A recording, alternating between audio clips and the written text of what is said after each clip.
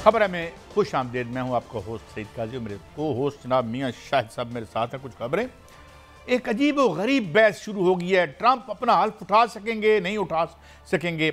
और मैंने भी एक आध प्रोग्राम तो ऐसा देखा कि मुझ पर रिक्कत तारी होगी। और मेरा ख्याल था कि अगर ट्रंप ये प्रोग्राम देख रहे होंगे तो बजाय वाइट हाउस जाने के वो खुद फरत जज्बात से अपनी गिरफ्तारी ना पेश कर दें। वैसे जाते जाते मैं आपको ये बता दूं कि तकरीबन 199 बड़े मीडिया आउटलेट्स बता रहे थे रेजर थिन है, very close to call the race. उड़ा के रख दिया उसने इनके, और सारे के सारे जो आपके थे 2 नंबर सर्वे उसने उड़ा दिए। 199 ये कह रहे थे कि रेजर थिन है या कमला हैरिस जीतेगी, और सिर्फ 16 चैनल ऐसे थे जो ये कह रहे थे कि मैं अमेरिका के चैनलों की बात करूं कि ये जीतेगा। तो ये है ये मीडिया और ये खेल, और ये हमें बताता है कि वहाँ से लेके यहाँ तक और यहाँ से लेके किसी अफ्रीका की रियासत तक कौन कौन कहाँ कहाँ कितने कितने में बिका हुआ है। आगे बढ़ते हैं। इजरायली फ़ौज में बगावत का खदशा बढ़ने लगा है और बिल्कुल वहाँ पे डिजर्जन शुरू हो गई है, और उनकी इंटरनली जो है जो जिस तरीके से वो बर्बरियत कर रहे हैं, लोग वहाँ से भाग रहे हैं, कुछ पागल हो रहे हैं, और पागल होने वालों की तादाद ज़्यादा है उस जुल्म और जबर को देख के या करके जो उन्हें अपने हुक्म के तहत करना पड़ता है। इस पर हम बात करेंगे। बानी पीटीआई की रिहाई का क्या कोई ताल्लुक है इससे? ये डांडे कौन जोड़ रहा है? क्यों रातों को हमारी नींद उड़ गई है? क्या ताल्लुक है भाई हमारा उससे? कोई वजाहतें कर रहा है, कोई ट्वीट जो है डिलीट कर रहा है, कुछ नहीं होता यार। खैर है, हौसला करो। और साथ असल बात, मिनी बजट तो आना है, क्योंकि हम वो कमिटमेंट पूरी नहीं कर सके कि हमने कितने पैसे इकट्ठे करने थे उस ट्रांच के लिए जिसके लिए हम धक्के खाते फिरते हैं। हुजूर मियां शाहिद साहब, मैं आपसे ही पूछता हूं, यानी इस बात पे गौर करें, तकरीबन 200 के करीब अमेरिकी चैनल या उसको हरवा के बैठे हुए थे या कह रहे थे जनाब बहुत बता नहीं सकते, ये रेस बड़ी क्लोज है। तो ये क्या इन्होंने अफ्यून खाई होती है या कुछ माल खाया होता है कि ये क्या है? और ये बहस हमारे यहाँ क्यों हो रही है? खैर से मैंने एक इंट्रो देखा बड़ा तवील, मैं खुद मुझ पर रिक्कत आ रही होगी जैसे मैंने अर्ज़ किया कि यार मैं अगर ट्रंप की जगह होता तो मैं अपनी गिरफ्तारी पेश करता। जनाब अली हजूर क्या कहेंगे आप? काजी साहब, ये उनके खिलाफ मुकदमा तो है और उसको ताख़ीर का शिकार कर दिया गया था, इसलिए कि जज साहब ने कहा था, ये सितंबर की बात है, कि जब इलेक्शन होगा तो इलेक्शन के बाद इसका फ़ैसला सुनाया जाएगा। 26 तारीख को फ़ैसला सुनाया जाना है, लेकिन वो मुकदमा अगर ट्रंप के ख़िलाफ़ भी आया तो अमेरिकी कानून में ये लिखा हुआ है कि जो सदर जो है वो अपने आप को ख़ुद माफ़ कर सकते हैं और सदर को इस्तिस्ना हासिल है। अब मुकदमा जो है वो फ़र्ज़ करो उनके ख़िलाफ़ सज़ा उनको हो जाती है तो क्या ट्रंप जो है वो जेल जाएंगे? ये एक बहुत बड़ा सवाल है।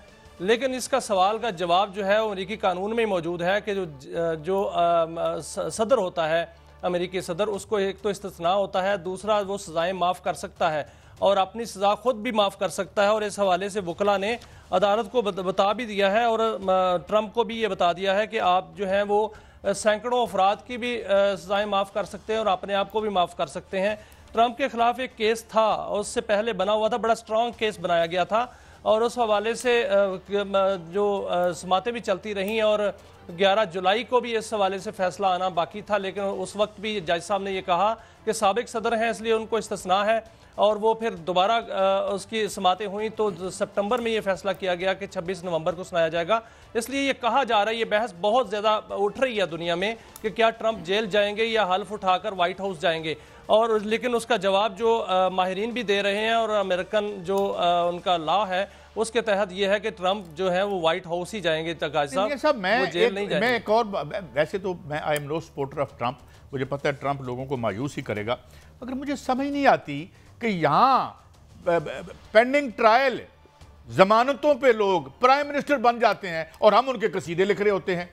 मतलब I don't know what kind of journalism और किस दुनिया में हम रह रहे हैं। बहरहाल मैं आगे बढ़ता हूँ। ये तो वो डाइकॉटमी है, डबल स्टैंडर्ड्स हैं और वारदात और 2 नंबरी है जो हम अपनी सहाफत में देखते हैं और हमें अपने ऊपर भी तनकीद करनी चाहिए। ये फरमाइए, चीफ ऑफ आर्मी स्टाफ का बड़ा अहम और गालिबन तूफानी दौरा हुआ है, मोहम्मद बिन सलमान साहब से मिलने गए हैं। वो एक बड़े लीडर हैं, बड़े अहम लीडर हैं, और सुना है कि मोहम्मद बिन सलमान साहब को जो पहली कॉल है वो भी ट्रंप साहब ने की है। तो इस हवाले से कोई डिटेल नहीं आई, कोई प्रेस रिलीज नहीं आई, कुछ पता नहीं चला, मगर जाहिर है हमारे सऊदीया से बड़े रवायती और देरीना और तारीखी तल्लुकात हैं, तो यकीनन ये भी अहमियत का हामिल दौरा होगा। मियाँ साहब काजी साहब, इसको थोड़ा सा पीछे हम 2016 में ले जाते हैं। 2016 में भी ट्रंप ने हैरान कर दिया था, क्योंकि पहले जो अमेरिकन सदर थे उनके जो दौरे होते थे फौरी तौर पर जीतने के बाद वो मैक्सिको में होते थे या किसी और मुल्क में होते थे, लेकिन ट्रंप ने हैरान कर दिया था कि पहला दौरा ही उन्होंने सऊदी अरब का रख लिया था। और उन्होंने कई दफ़ा इतराफ़ भी किया है कि मोहम्मद बिन सलमान जो कि वली अहद है, उनके साथ उनके बड़े अच्छे ताल्लुकात हैं। और अभी भी सबसे पहली कॉल जो है वो उनको ही उन्होंने की है। और कल आर्मी चीफ का जो सऊदी अरब का दौरा हुआ है, बड़ा अहम दौरा है और उसमें बड़ी खुशगवार मुलाकात जो है वली अहद से हुई। और उस मुलाकात में आर्मी चीफ ने उनके किरदार को भी सराहा, जो मशरिक़ वुस्ता में उनका किरदार रहा है और अमन और इस्तेहकाम के हवाले से। और ख़ास तौर पे शुक्रिया अदा किया आर्मी चीफ ने वली अहद का कि हमेशा सऊदी अरब ने जो है वो पाकिस्तान की हमायत की है। और इस हवाले से अस्करी हुकाम से भी उनकी मुलाकात हुई है, कुछ वहाँ पर दिफाई और सलामती अमूर पर भी बातचीत हुई है। ये बातें तो वहाँ पर हुई हैं और दौरा बड़ा अहम था। और उस दौरे में जो है वो ट्रंप के साथ जो मुलाकात हुई होगी उसका भी शायद जिक्र आया हो, लेकिन जो ISPR ने बताया वो बताया कि बड़ा अहम दौरा था और बड़ा खुशगवार दौरा रहा। अच्छा मियां साहब, मैं आज एक बड़ी इंटरेस्टिंग खबर आपके साथ आज शेयर करना चाहता हूँ। मैं कल से पढ़ रहा था, मैं गौर कर रहा था कि एक आदमी जो खुद बिलियनर है और उसके बाद वो जो किस तरह उसने वोट लिए, ब्लू कॉलर आम आदमी ने, मेहनत कशों ने उसको क्यों वोट दिया, खेल क्या था। तो बात क्या निकली, मैंने एक मजमून पढ़ा एक बड़े हमारे उस्ताद एलन वुड्स का, जिसमें उन्होंने एक खबर दी कि 2015 में येल बिजनेस स्कूल के एक प्रोफेसर से बात करते हुए ट्रंप ने कहा कि मुझे पता चल गया था जब मैंने बर्नी सैंडर्स को देखा जो कि उड़ के आ रहा था और जो कि जिसको हिलरी क्लिंटन की जगह पे नॉमिनेशन जीत जानी थी, नवाडा में उसके खिलाफ रिगिंग की गई रोकने के लिए, न्यूयॉर्क की जो है वहाँ पे रिगिंग की गई प्राइमरी में।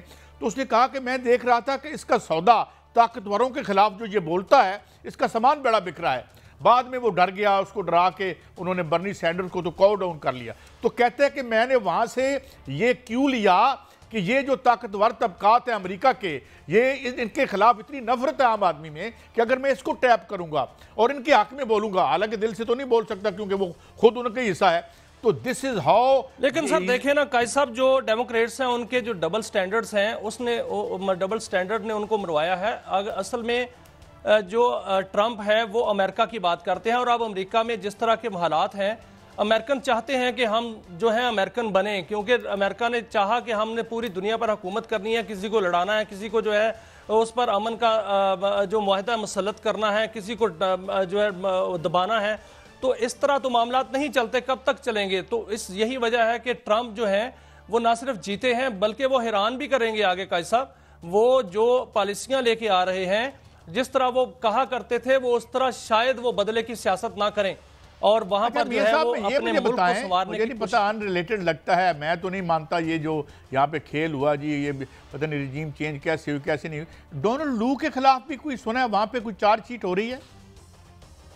देखिए काजी साहब, ये $1 मिलियन क्वेश्चन है और इस पर जो है वो बहस हो रही है।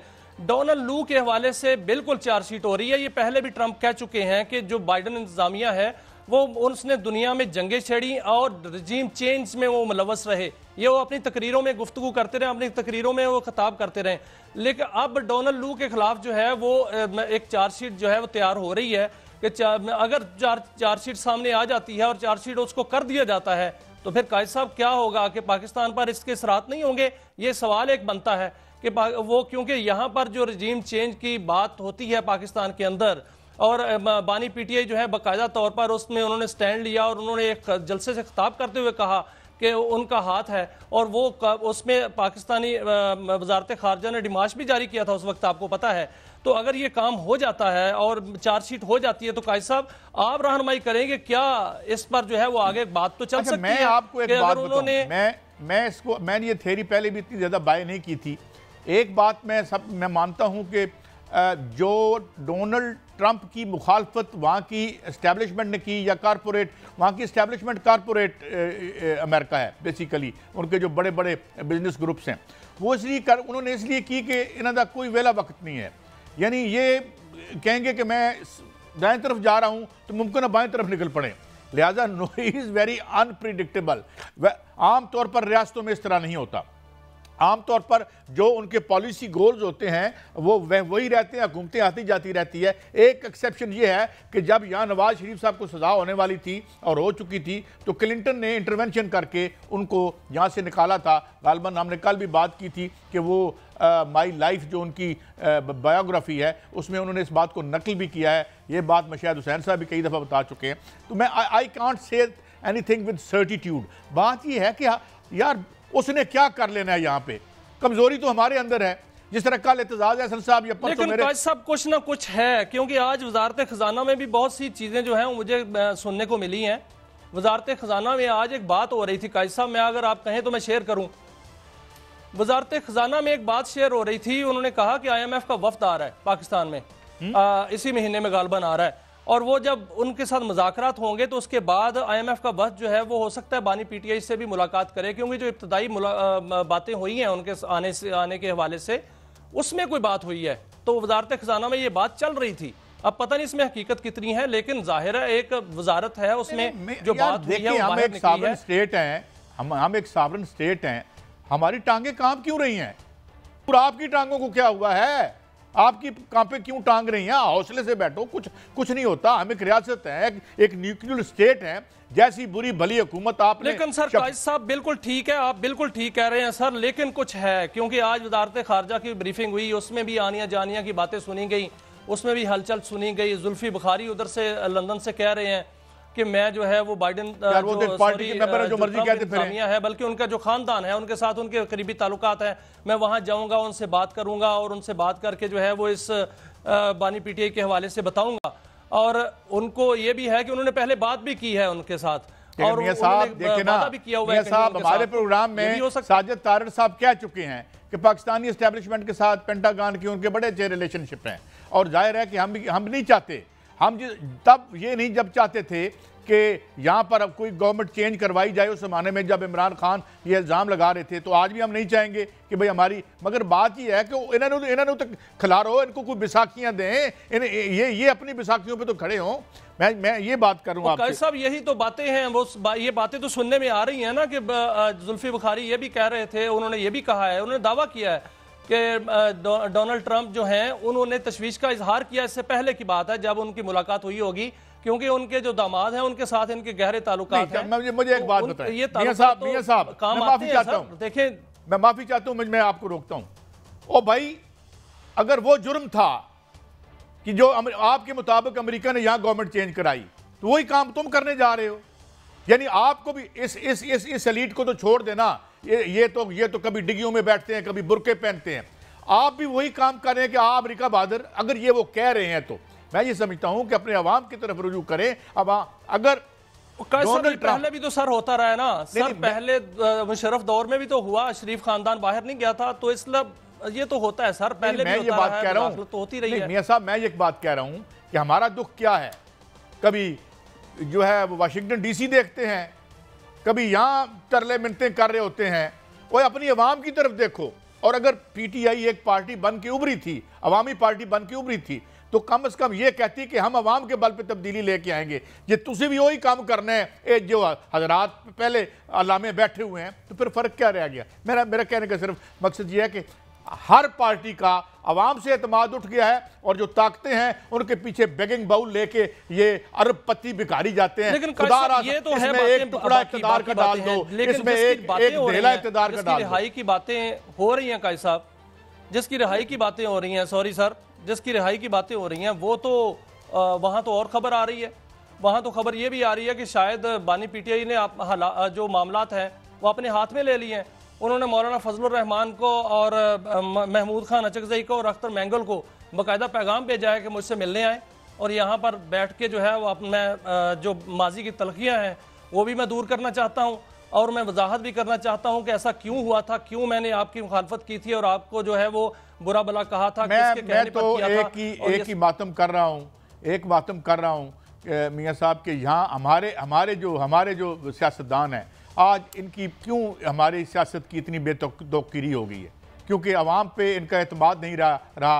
ये पटवारी, DC, और फिर मैं क्या कहूँ, और वो जो जवेद लतीफ़ साहब क्या कहते थे, किन का नाम लेते थे, 9 करोड़ रुपया लेके जनाब हमल, तो ये दुख है हमारा। और फिर अगर ये PTI भी यही करेगी तो वो भी उसी लाइन में खड़ी रहेगी। आज कुछ सुनवाता हूँ आपको, ये किबला ख्वाजा आसिफ साहब की कोई बात। वो नहीं, मेरी बात सुने, उधर भी एस्टैब्लिशमेंट स्ट्रांग है, मगर सवाल एक और है, बात एस्टैब्लिशमेंट के स्ट्रांग होने की नहीं खाई साहब, आपके वीक होने की बात है। सर उधर भी एस्टैब्लिशमेंट स्ट्रांग है, इसका क्या मतलब है सर? इसका मतलब ये है कि वहां भी यही होगा कि जिस तरह हमें गमलों में लगा के ज़ियाउल हक ले आया था, वहां भी ऐसी सियासतदान आएंगे। लिहाजा डरने की कोई बात नहीं, और मत डरें। जिस तरह मैंने कहा था ना कि IPP वालों, तुम्हें माशाल्लाह इनसे डरने की जरूरत है, जो खुद कहते थे डे लाइट बराबरी हो रही है, बिजली नहीं बन रही। मुझे एक क्वेश्चन का जवाब तो दें सर, गाइड तो करें कि अगर फर्ज करो वहां से कह दिया जाए तो हम इनकार कर सकते हैं? मैं और यार इनकी तो मैं अब क्या, मुझे छोड़े, मैं इन्होंने इनकार क्या करना है। ये तो चिट्टे लेके बैठे होते हैं और तरले कर रहे होते हैं। ये किसी काम जोगे होते तो आज हम बेगिंग बाउल लेके धक्के खा रहे होते और साउथ एशिया की जो है एक ऐसी रियासत बन जाती। इतने मादनियात, इतना ह्यूमन रिसोर्स होने के बावजूद और बहुत बड़ी एक कौम होने के बावजूद ये हमारा हाल होता। उसकी वजह यह है कि ये इन्हें मुसल्लत। ख्वाजा आसिफ साहब ने आज ट्वीट किया है, उन्होंने कहा कि नवाज शरीफ ने इनकार किया था $5 बिलियन लेने से और धमाके कर दिए थे। मियाँ साहब, इनके अपने वजीर खारजा थे, फौत हो गए सदर अयूब के बेटे, और गौर अयूब साहब को जब उन्होंने कहा बहुत बड़ा मनु डर लगता है ना करो धमाके, उन्होंने कहा हजूर ये आपका फैसला नहीं है, ही इज ऑन रिकॉर्ड, फैसला हो चुका है पिंडी में और धमाका होगा। और धमाका हुआ और धमाका करके मियाँ साहब को इतला दी गई 5 बिलियन। ये तो मियाँ साहब क्यों कह रहे थे? ये काजी साहब तो बात ठीक है, क्योंकि पिंडी ने इससे पहले भी इनकार किया अमेरिका को, इसमें कोई शक नहीं, तारीख है। शकील अफरीदी वो धमाका हमारी एस्टैब्लिशमेंट ने किया था, वो नहीं दिया। हाँ जी, इन्होंने नहीं किया था, इनसे हो ही नहीं रहा था। ये तो 5 बिलियन आप उसका क्रेडिट लिए फिरते हैं। वो कौन सा दिन होता है, 28 तारीख कौन सी, वो आ जाते हैं झंडे उठा, 28 में वो करने वालों ने कर दिया था, वो तो रुकवा रहे थे। और आपके अपने उस वक्त के वजीर खारजा इज ऑन रिकॉर्ड, और ये बात कदीर खान ने भी कही थी कि इनकी तो जरूरत ही नहीं थी धमाका करने की।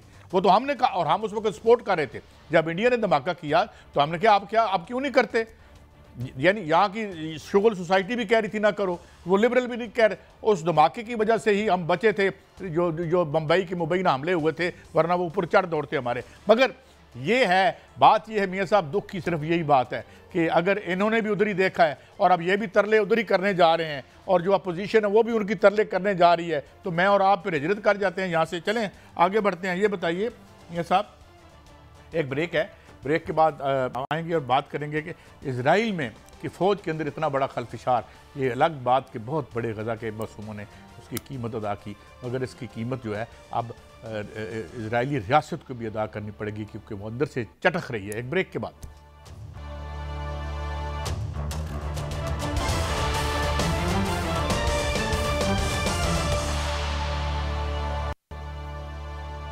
Welcome back. अच्छा मियाँ साहब, मैं एक और पहलू से भी आपसे बात कर दूं। बात यह है कि एक तरफ यानी ये जो 47th प्रेसिडेंट अमेरिका के आए हैं, ना सिर्फ ये कि इन्होंने मैसिवली शिकस्त दी है इलेक्टोरल कॉलेज में, बल्कि इनका पॉपुलर वोट भी ज़्यादा था। जब ये हिलरी क्लिंटन से जीते थे तो इनके पॉपुलर वोट कम थे, और ये जीते थे उसमें जिसे आप कह रहे हैं इलेक्टोरल कॉलेज में। और एक और मैं बात बता दूं, जब भी इस तरह की रियासतें इस तरह के इशूज से जब आमना सामना होता है, कानून शानून चलता रहता है, गरीब आदमी तो पे ज़्यादा चलता है, वो अमीरों पे कम ही चलता है। अमीरों पे चलता होता तो यहाँ ज़मानतों के लिए भागने वाले जो है वो हुक्मरानों के ऐवानों में ना पहुँच जाते।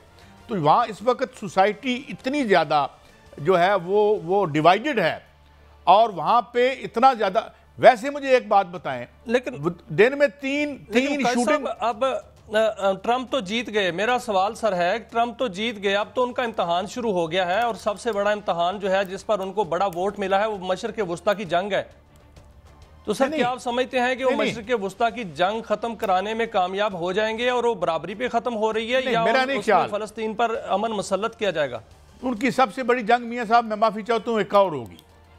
जो ब्लू कॉलर वर्कर ये समझता है कि हमें, जो देखिए ना, मिडिल ग्राउंड खत्म कर दी उन्होंने, दरमियान में खेलती थी डेमोक्रेट्स भी और रिपब्लिकन भी। इसके बारे में गोर विडेल इनका एक बहुत बड़ा दानश्वर था, उसने कहा था कि अमेरिका में दरअसल एक पार्टी है प्रॉपर्टी पार्टी, उसके दो विंग हैं, एक डेमोक्रेट्स हैं और एक रिपब्लिकन है, और मिडिल विंग में खेलते हैं, दरमियान में खेलते हैं, किसी दूसरी पार्टी को एंटर नहीं होने देते। इस इलेक्शन ने एक बात जो सबसे बड़ी जाहिर की है वो ये कि एक बड़ी तीसरी लेबर पार्टी की वहाँ पे बहुत शदीद ज़रूरत है, जिसकी इजहार नहीं होता, जिसके मसाइल जो है वो रिफ्लेक्ट नहीं होते, ट्रांसलेट नहीं होते। स्लोगन क्या है, और ये अबॉर्शन करनी है नहीं करनी, गे राइट्स क्या होते हैं, ये वारदात जो है बड़ा अरसे से चल रही थी। पार्टी बनने नहीं दी जा रही या बनती नहीं है, वहां पर मुआशरा सिर्फ दो पार्टियों के गिर्द घूम रहा है? नहीं, दो पार्टियां नहीं, मैंने अर्ज किया ना, वो एक पार्टी के दो विंग थे, अब उनमें भी एक बहुत बड़ी कॉन्फ्लिक्ट आ गई है। अब बात यह कि जो इकोनॉमिक अपस्विंग का ज़माना था, जो मैंने कल भी अर्ज किया, 1946 से लेकर 73 तक, जब लोगों के मेयार ज़िंदगी बेहतर हो रहे थे, जब बढ़ रहे थे 2% तकरीबन जो है वो रियल वेज बढ़ रही थी। अब वो जो रियल वेज है उसने नोज डाइव लेनी शुरू कर दी है। वहाँ पे अब 5 बंदे घर के काम करते हैं तो रोटी नहीं खा सकते। अब वो लोग आ रहे हैं। अब ये असल में मैं यहाँ स्टोरी को ख़त्म करता हूँ, इसने एक अनकॉन्शियसली काम किया है, इसने फ्लड गेट्स खोल दिए हैं उस तमाम तबके के जिसका अमरीकी निज़ाम सियासत में कोई एक्सप्रेशन नहीं था। अब वो अपना एक्सप्रेशन ढूंढेंगे, और ये ट्रंप से ना डरें। जैसे मैं कहा करता हूँ कि इमरान खान से ना डरो, डरो उससे जो उसके बाद आएगा, और ट्रंप से ना डरो, उससे डरो जो ट्रंप के बाद आएगा। आगे बढ़ते हैं मियाँ साहब, इजराइल की बात करते हैं। हमने कोशिश की। जी मियाँ साहब आप बात कर लें, फिर आगे बढ़ते हैं। जी कायद साहब, मेरा सवाल ही वही है। आज भी नेतन्याहू ने आज अपने वजीर दिफा को बरतरफ कर दिया। वहाँ तो बड़ी ही अनरेस्ट है उस इजराइल के अंदर, बगावत का सा माहौल है, और एक दूसरे का इत्तेमाद जो है वो ख़त्म हो रहा है। और इधर ट्रंप जो है वो इलेक्शन जीत गए हैं, ट्रंप के दोस्त भी हैं नेतन्याहू, और वो कह भी रहे हैं कि हम इसको जो है वो ख़त्म कराएंगे जंग को। तो क्या ये जंग ख़त्म होती हुई, किस तरह जंग ख़त्म होती हुई नज़र आ रही है? मेरे साहब, मैं एक आपको बड़ी फंडामेंटल बात बताऊं। मैं अमेरिका में रहा हूं, और बहुत से एक्स आर्मी मैन जो थे, जो मुख्तलिफ एक्वाडोर में और दाएं बाएं सर्व करते रहे हैं, इस किस्म की नाजायज़ जंगों का हिस्सा रहे हैं अपनी रूलिंग क्लास में। जिस तरह स्मैडले बटलर ने कहा था, स्मैडले बटलर एक बड़ा डेकोरेटेड जर्नैल था, उसकी एक किताब है perpetual war for perpetual peace. उसने एक जो बहुत बड़ा माफिया लॉर्ड था उसको एक मशवरा दिया था अपनी किताब में। उसने कहा, यार तुमने तो 4 काउंटियाँ लूटी थी, मैंने अमेरिकन रूलिंग क्लास के लिए कॉन्टिनेंट बर्बाद किए हैं, या हमने पूरा लैटिन अमेरिका मैंने उजाड़ के रख दिया। तो बात यह है कि बगैर नज़रिए और बगैर किसी दुरुस्त मकसद के जो जिन जंगों पे मजबूर करते हैं लोग अपनी अफवाज को, उनके अंदर डिजर्शंस होती हैं, वो अंदर से टूटती हैं। और मैं आपको बताऊं, कभी नेट पे जाके देखिएगा कि कितने फ़ौजी जो मुख्तलिफ कैंपेन्स में अमेरिका के फ़ौजी अस्पतालों में पड़े हैं, वो मेंटल असाइलम में पड़े हैं, वो इलाज करवा रहे हैं। और यही इजराइल की आर्मी का हाल हो रहा है। ये अंदर से चटक रही है, क्योंकि उसके हर एक फ़ौजी जानता है कि एक नाजायज़ जंग है, हम डिफेंसलेस बच्चों के चीथड़े उड़ा रहे हैं। आखिर इंसान भी तो होते हैं ना, जहाँ जानवर ज़्यादा हों। तो उसमें अब आर्मी में डीमोरलाइजेशन है। नेतन्याहू इंतहाई अनपॉपुलर हो गया है। हमारे बच्चों पे बहुत जुल्म हुआ गज़ा में, मगर ये जुल्म इनको लेके बैठ जाएगा, क्योंकि अब वो जो नज़रिया था, या एक रियासत हमने बनाई आज से 70-75 साल पहले, तो उसके अंदर से नज़रिया ख़त्म हो गया है, सिर्फ बर्बरियत रह गई है, और उसकी बर्बरियत की वजह से उसकी आर्मी में अनार्की फैल रही है। इसीलिए जो आपने बात की, उसने अपने वज़ीर दिफा को निकाला है। करते हैं 2016 में जब ट्रंप जीता था, तो उस वक्त उन्होंने सबसे पहला दौरा सऊदी अरब का किया था, इसमें कोई शक नहीं। लेकिन उस वक्त के हालात और थे, उस वक्त अफगानिस्तान उनको में मामला वो फंसे हुए थे। इस वक्त मशरिक़ वुस्ता में जो हालात हैं वो और हैं। वो जो अमेरिका का दोहरा मेयार है वो तो सामने है ही। अब सर मेरा सवाल ये है कि अमेरिका के साथ सऊदी अरब के अब ताल्लुकात कैसे होंगे, क्योंकि अब मामलात हालात बदल चुके। देखिए, बात यह है कि सऊदी अरब अब लीन कर रहा है चाइना पे, ब्रिक्स पे इधर जा रहा है। वो जानता है कि जो यूनिपोलर वर्ल्ड है, it is coming to an end. नई ताकतें इमर्ज कर रही हैं और वो उस तरफ जाएगा। मगर बात क्या है, मैं ज़रा इसको गज़ा से जोड़ के आपको बता दूँ। गज़ा रात को इन सब हुक्मरानों को मिडल ईस्ट में भी सोने नहीं देता। वो खौफज़दा इसलिए हैं कि जो उनके अवाम के जज्बात हैं गज़ा के इस बर्बरियत की वजह से, कहीं उनके छाबे ना उलट जाएँ। तो मैं इस पर ज़्यादा मज़ीद बात नहीं करता। मगर आज सऊदी अरब की बात यह है कि सऊदी अरब माशी तौर पर एक बहुत बड़ी ताकत है इस्लामी दुनिया में। उसे एक इंतहाई तकद्दुस की नज़र से देखा जाता है उसकी, क्योंकि वहाँ पे हमारे जो मेन जो हमारे बुनियादी अकायद से मुंसलिक इंतहाई मुक़द्दस मकामात हैं वो वहाँ पे मौजूद हैं। और दूसरा ये कि जो लेकिन वो अब इधर नहीं देखेगा। देखें मोहम्मद बिन सलमान ने मेजर चेंजेस किए हैं, वो क्यों किए हैं उन्होंने चेंजेस, वहाँ आप देख रहे हैं कि वहाँ पे बहुत ऐसी तब्दीली आई हैं जो अनथिंकेबल थी इससे पहले। तो वहाँ लेकिन मैं एक इसमें एक बात और भी अहम है। देखें ये रियासतें इसलिए भी खड़ी हैं कि क्योंकि इन्होंने अपनी आवाम के लिए बहुत काम किया है। इन्होंने आवाम से कहा कि यार ये आप ह्यूमन राइट्स दाएं वाली बातें हमसे ना किया करें, अलबत्ता आपके जो मसाइल है वो हम आपको। इसका मतलब है कायद साहब कि सऊदी अरब चैलेंज करता हुआ नजर आ रहा है अमेरिका को इस हवाले से कि अगर सुलह होती है या जंग खत्म होती है तो बराबरी की सतह पे हो, वरना नहीं हो सकती। देखें चैलेंज को ये तो नहीं करेगा कि वो ओपनली करे, चैलेंज यही होता है कि आप जो है वो जो एक वो डॉलराइजेशन का मामला था वो डील ख़त्म हो गई, अब वो जाके जो है किसी और अपनी करेंसियों में भी कारोबार कर रहे हैं। जो रिज़र्व करेंसी जो लास्ट टाइम मैंने पढ़ी थी, मुझे अरसा हो गया है मैं गलत ना कह दूं, मगर अब जो वर्ल्ड बैंक हैं उनमें रिज़र्व करेंसी डॉलर सिर्फ 59% रह गई है।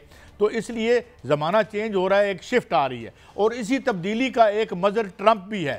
ट्रंप भी जो है वो जो तब्दीली नीचे आ रही है जिसका एक हम जिसका सुनते नहीं हैं, जिसका ज़मीन के नीचे जो एक धमक होती है, तो वो अब अपने आप को मैनिफेस्ट कर रही है। लिहाजा सऊदी अरब भी बदलेगा और मैं ये समझता हूँ कि जो एकदम से हमें राइट विंग स्विंग नज़र आई है, यूरोप में नज़र आई है, फ्रांस में नज़र आती है, या हमें जो पार्टी इवन लेबर पार्टी वहाँ पे बैठी हुई है बरतानिया में, वो भी यूं कंजर्वेटिव ही समझें जो वो जो केयर आया है। सर अगर देखा जाए तो उस दिन वो तारड़ साहब कह रहे थे, साजिद तारड़ साहब के ये शायद अमेरिका का आखिरी इलेक्शन हो इस तरह का, तो फिर आपको नजर आ रहा है फिर अमेरिका भी बदलेगा?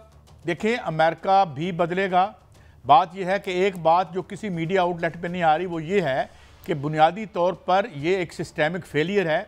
आप रियासतों में जो लड़ाई हो रही है वो डिसफंक्शनल है। अच्छा हमें अब ज्वाइन किया है जनाब डॉक्टर इकरामुल हक, किसी तारफ़ के मोहताज नहीं है, मैशत पर गहरी निगाह, सियासत पर गहरी निगाह, पॉलिटिकल इकॉनमी पर गहरी निगाह। डॉक्टर साहब सबसे पहले तो मैं आपसे ये सवाल करूँगा कि ये जो अब ज़ाहिर है मिनी बजट हमें लाना पड़ेगा, और मिनी बजट का मतलब है महंगाई और मोर टैक्सेस, हमें अपना वो जो 7 बिलियन हमने लेना है, अब क्या इसका आना ठहर गया है जनाब डॉक्टर साहब? जी देखें, 4 महीने पहले ही IMF ने एक SOS मिशन भेजने का ऐलान कर दिया है, तो इससे जाहिर है कि वो बिल्कुल बर्दाश्त नहीं कर रहे कि आपने जो पहली तिमाही के अंदर आपको 342 बिलियन का सरप्लस देना था सूबों का, और पंजाब अकेले ने ही 160 बिलियन का लॉस कर दिया। एक तरफ तो आप वादे करते हैं, फिर उसके बाद आप शाह खर्चियाँ करते हैं। अभी आप देखिए कि इनकी संजीदगी का हाल के हेलीकॉप्टर जो उसकी रिपेयर के लिए बिलियंस का आपने मंजूर कर दिया। अब वो देख रहे हैं कि भी एक तरफ तो इनके हालात बहुत ख़राब है, ये खुद कहते हैं, दूसरी तरफ चले रेवेन्यू तो इनसे इकट्ठे नहीं होते, अखराजात भी ये काम करने को तैयार नहीं है। तो मेरा ख्याल इस वक्त वो सब गुस्से के मूड में है कि इनसे जो भी वादे किए गए थे, एग्रीकल्चर इनकम टैक्स के बारे में कहा गया था कि 31 अक्टूबर तक सूबे सारे लॉ बना लेंगे और उसमें वो डॉक्टर साहब हुकूमत तो मिनी बजट लगाने जा रही है और मिनी बजट जो है 500 अरब रुपए के टैक्सेस जो हैं वो आयद करने जा रही है। विद होल्डिंग टैक्सेस पहले जो है वो आयद करिए जाएंगे, वरना ये भी कहा जा रहा है कि शायद सेल्स टैक्स की शरह भी जो है बढ़ाई जाए और लेवीज वगैरह भी बढ़ा दी जाए। जो रिलीफ मिलना था वो तो फारग हो गया। तो आप क्या समझते हैं कि अगर ये मिनी बजट आता है तो महंगाई का तो एक तूफान आएगा? फिर देखिए, मैं यही अर्ज कर रहा हूँ कि आपको पता है कि इनकम टैक्स और सेल टैक्स और कस्टम के सारे इस वक्त जो एग्जम्पशन है वो मिलाएं तो 4 ट्रिलियन से ज्यादा बनती हैं। कोई इसका जिक्र क्यों नहीं करता है कि उनको खत्म करें? आप क्यों गरीबों पे बार बार टैक्स और आप जो है मिडिल क्लास को दबाए चले जा रहे हैं, और जो खाने पीने की चीजें, आम इस्तेमाल की चीजें, उसके ऊपर टैक्स लगाए चले जा रहे हैं। सारी हुकूमत आकर इसके ऊपर कोई बात करने को तैयार नहीं। IMF को इससे कोई गरज नहीं। वो तो कहते हैं जी आप अपना जो हमको शॉर्टफॉल हुआ 190 बिलियन का वो आप FDR का पूरा करें। अब आपने देखा कि शरह सूद कम होने के बावजूद भी इनकी जो उधार लेने की आदत है वो तो लोकल बैंकों से भी खत्म नहीं हो। इतने टैक्सीज अगर आपने सिर्फ लेकर सूद की मद में दे देने हैं तो फिर चंद सेठों के हाथ में पैसा जाएगा। तो सर IMF का वक्त पाकिस्तान आ रहा है, आप क्या समझते हैं कि वो दोबारा जो है वो हमसे दोबारा निगोशिएशन करेगा, हमें स्मूथली किस्त मिल जाएगी? या क्या होने वाला है, वो क्या आपको क्या नजर आ रहा है सर? ये देखिए वो साफ मान चुके हैं कि हमने जो पहले दादोशुमार दिए थे वो गलत थे। हमारा ख्याल था इन्फ्लेशन हाई रहेगी, टैक्सेस आ जाएंगे इतने, अब नहीं आ रहे तो हम मजीद गरीब के ऊपर, इनको तो कोई ख्याल नहीं है। मगर मैं अर्ज कर रहा था कि आईएमएफ नहीं कहता आपको कि ये टैक्सेस लगा दीजिए, जो हम खबरों में रोज देते हैं। वो आपसे पूछते हैं कि जी ये जो इतना बड़ा गैप पैदा हो, जिसका आपने हमसे वादा किया था कि हम आपको 342 बिलियन का तो सूबों से ही सिर्फ करके देंगे, 20 बिलियन हम आपको ताजरों से इकट्ठा करके देंगे देंगे तो जो हम उनसे उनसे वादे करते हैं वो हमसे पूरे तो हो नहीं पाते हैं।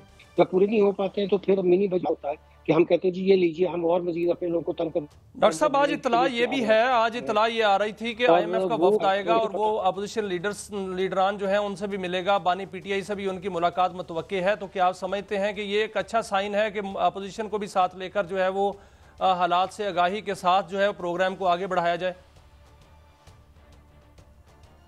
करना तो फिर वही है कि गरीब लोगों पे ही टैक्स लगाने हैं, तो मैंने अपने अपने मराद तो कम नहीं करनी है। तो जिसको मर्जी मिले आईएमएफ का वफद, उससे क्या फर्क पड़ेगा। आपने जो फार्मूला उनको पेश करना है वो तो यही करना है कि जी हम कर्जे लेकर याशियत तो करते हैं और उसका बोझ अपने अवाम पे डाल देते हैं। तो इसमें कौन सी बड़ी कोई इनकी जहानत है। ये तो दोनों इनकॉरिजिबल है, ना वो दुरुस्त होने को तैयार होंगे कभी जिंदगी में, ना कभी हम दुरुस्त होने को तैयार होंगे। तो इसका तो लेकिन सर हुकूमत तो दावा कर रही है कि महंगाई कम हो गई है और अखराजात जो है वो कम नहीं कर रही है। आज सुप्रीम कोर्ट के जजेस हजरात का भी जो है वो अलाउंसेस बढ़ा दिए गए हैं। 17 हमने नए जज जो है वो रखने हैं, 5 करोड़ रुपया माहाना उन पर अखराजात आएंगे। तो क्या ये अखराजात को कम करने का तरीका है कि हम आगे अखराजात बढ़ाते ही जा रहे हैं? बहुत जरूरत थी 17 जजेस की। नहीं, बिल्कुल भी जरूरत नहीं थी। देखिए आज मीटिंग हुई है कैबिनेट की, एग्जीक्यूटिव कमेटी, उसमें भी यही रोना रोया गया है कि जी आम आवाम की जिंदगी तो ये जो हम कह रहे हैं कि महंगाई की शरह कम हो गई, उसी तरह का काम है जिस हमने ये बजट सरप्लस दिखाने के लिए पूरे साल की इनकम जो थी स्टेट बैंक की वो पहले 3 महीने में बुक कर दी है। हमें अभी भी मेरा ख्याल है कि तो लगता है 1 साल 1.5 साल अगर अभी पीछे खजाना पे बराह रास्त तो कागज नहीं है, मगर वही फिगर फजिंग हो रही है, वही आवाम को गलत चीजें बताई जा रही हैं और एक पूरी की इनकम दिखाकर। और वो इनकम क्यों हो रही है इतनी ज्यादा स्टेट बैंकों की, आप शरह सूद से खुद कर्जे लेते हैं और उसकी फिर बैंकों से जो आमदनी होती है वो उनके पास चली जाती है। तो सारी चीजों का मिलाकर आप देखेंगे कि जो असर है। लेकिन डॉक्टर साहब जहां महंगाई की बात है, ये मेरे पास एक रेट लिस्ट है जो हुकूमत ने जारी की है। डॉक्टर साहब ये रेट लिस्ट है जो हुकूमत ने जारी की है और मैं दुकानदारों के पास गया, दुकानदार कहते हैं कि हमारी कुव्वत खरीद ही नहीं है और हमारी जो है कीमतें खरीद ही नहीं है। ये जो हुकूमत जो है वो रेट दे रही है, हुकूमत तो वो रेट दिखाकर जो है महंगाई कम करने की कोशिश कर रही है। जैसे सफेद चने जो हैं वो हुकूमत ने जो रेट दिया है वो 300 रुपये फी किलोग्राम दिए हैं और दुकानदार कहते हैं कि हम 380 में हमारी जो कीमतें खरीद है हम कैसे इस पे बेचेंगे। तो क्या महंगाई की जो शरह है वो इस तरह कम हो रही है? इसके फिगर्स जो है वो ठीक है सर जो हुकूमत दे रही है? जी बिल्कुल नहीं। सीपीआई से में से उन्होंने तो मुर्गी भी निकाल दी, दालें भी निकाल दी। उन्होंने कहा जिस चीज से महंगाई होती है उसको हम अपने मेजरमेंट से ही निकाल देते हैं। हम कहेंगे जी देखिए तो सिंगल डिजिट में आ गई है। मैं तो बहुत हैरान होता हूँ कि कम से कम कुछ तो सबक सीखना चाहिए, मगर हमेशा वही किया जाता है जिसे हम कहते हैं कि जी सबक दाम दिखाया जाए, फिगर फजिंग की जाए, पूरे साल की जो स्टेट बैंक की इनकम है वो पहले महीने में बुक कर ली जाए और उन्हें कहा जाए कि हमें सरप्लस हो गया है। सरप्लस कहाँ, हाल तो ये है कि डे टू डे खर्चों के लिए भी बैंकों से कर्जे लेते हैं, चाहे वो जजों की सैलरियां हों, चाहे अलाउंसेज, और उन पे टैक्स भी नहीं लेते हैं। अब डॉक्टर साहब क्योंकि आप वकील भी हैं, मैं एक और सवाल आपसे पूछना चाहता हूँ। बार बार मिसाल दी जाती है, जरा इसमें थोड़ी हमें रहनुमाई कीजिएगा। अमेरिका में सुप्रीम कोर्ट के 9 जज बताए जाते हैं, 1 अरब 40 करोड़ की आबादी में 33 जज हैं जो मैंने नेट पे निकाल के देखे हैं। तो क्या हमें क्यों इतनी ज़्यादा ज़रूरत है? हमारे यहाँ ज़रा इंसाफ की फरावानी के लिए ये कर रहे हैं या क्यों कर रहे हैं? ये बिल्कुल भी नहीं। इनका मकसद था कि ये जो नागा बढ़ाकर अपनी मर्जी के जज लगाकर तो बेंचों में इनको शामिल करवाकर अपनी मर्जी के फैसले हासिल करें।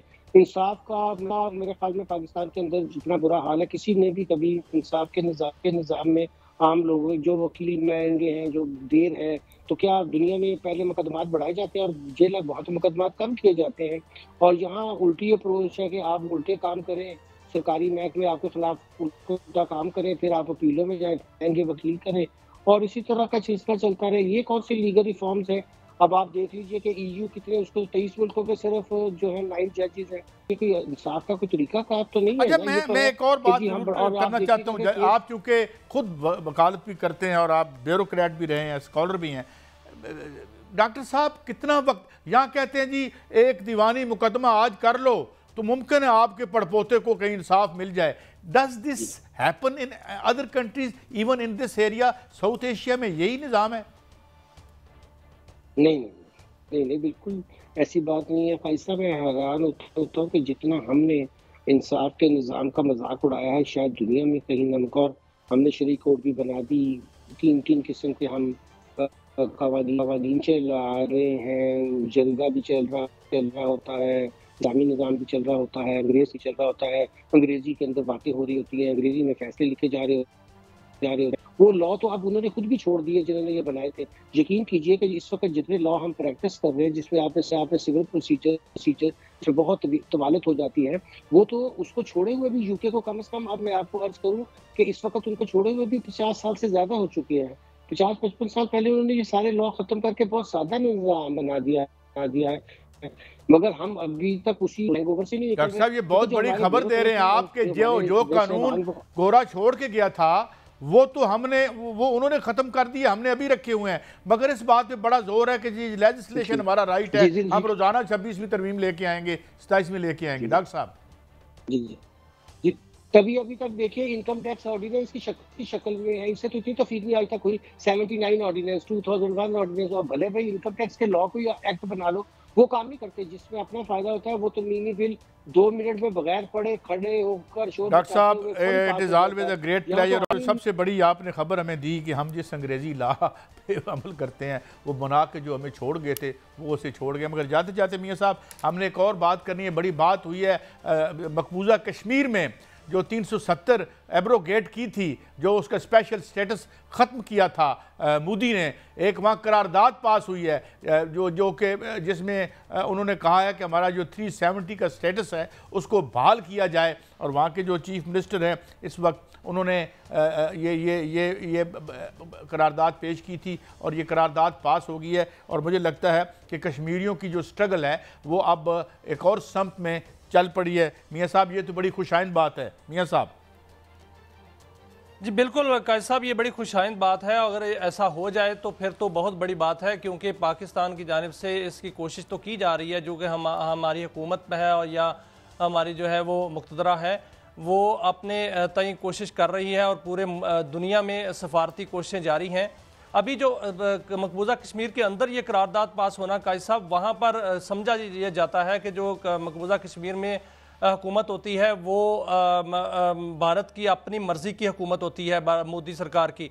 लेकिन वहाँ पर इस तरह की करारदाद पास हो जाना बहुत बड़ी बात है। अगर ये हो जाए तो वो फिर जो वहाँ पर जो मियाँ साहब, इसको वक्त क्योंकि ख़त्म हुआ तो ये एक चलें हम ये कहेंगे कि ये कश्मीरियों की स्ट्रगल में ये एक नया मोड़ आया है और बड़ा पॉजिटिव है। इजाज़त दीजिए, ये हफ्ते का आखिरी प्रोग्राम था। मंडे को फिर मिलेंगे। अल्लाह हाफिज़।